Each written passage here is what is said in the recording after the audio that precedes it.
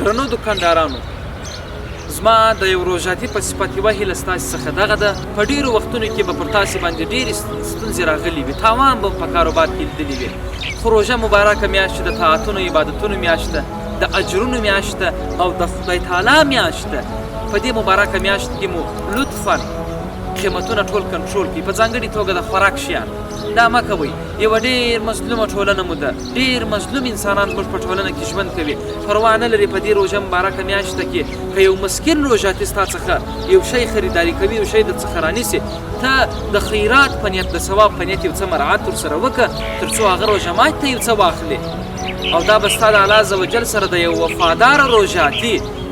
اصلي صفت وي چې تا په خپل ځان کې عملي کړی وي. نو راځئ په روژه کې دې پر ځای چې نرخونه لوړ کړو، بالاخره راکښته یې کړو، کنټرول یې کړو تر څو روژاتیانو ته خیر ورسېږي او د الله عز وجل رضا به مو حاصله کړي.